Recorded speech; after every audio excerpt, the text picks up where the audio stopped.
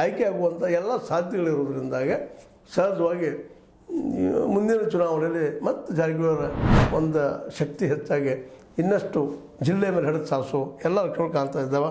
ಅದಕ್ಕಾಗಿ ಈ ಸಂದರ್ಭದಲ್ಲಿ ಒಂದಿಷ್ಟು ಮಾತುಗಳು ಕಥೆಗಳಾಗಿದ್ದಾವೆ. ನಾವು ಇಲ್ಲಿ ನಿವಾಸಿಗಳಿಗೆ ತೋಟದ ಮನೆಗಳಿಗೆ ವಿದ್ಯುತ್ ಸರಿಯಾಗಿ ಸರಬರಾಜು ಮಾಡ್ತೀವಿ, ಅವ್ರು ಸರಿಯಾಗಿ ಮಾಡಲಿಲ್ಲ ಕನಗೌಡ ಪಾಟೀಲರು ಅಧ್ಯಕ್ಷರು ಅಂತ ಅಧ್ಯಕ್ಷ ಒಂದಿಷ್ಟು ಆರೋಪ ಮಾಡಿ ಅದಕ್ಕೆ ಬದಲಾವಣೆ ತಂದಿದ್ದೀವಿ.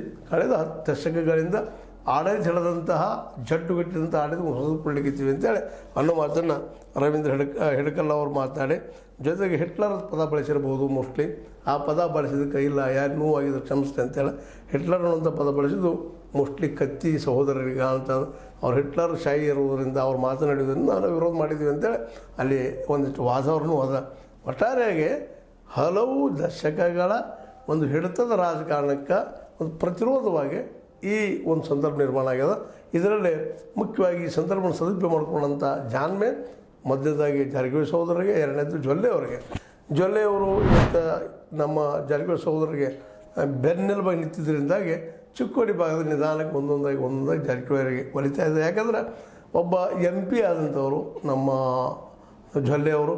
ಹೀಗಾಗಿ ಅಲ್ಲಿ ಇಡೀ ಕ್ಷೇತ್ರದ ಮೇಲೆ ಹಿಡಿತಿರೋದ್ರಿಂದ ಸಹಜವಾಗಿ ಅವರ ಒಂದು ಗೆಳೆತನ ಇವರಿಗೆ ಭಾಳಷ್ಟು ಹೆಲ್ಪ್ ಆಗ್ಲಿಕ್ಕೆ ರೀ. ಮೊದಲೇ DCC ಬ್ಯಾಂಕ್ ಆಗಿದ್ರು, ಈಗ ನಮ್ಮ ಹುಕ್ಕೇರಿ ಗ್ರಾಮೀಣ ವಿದ್ಯುತ್ ಸಹಕಾರ ಸಂಘ ತಮ್ಮ ಸುಪರಿತ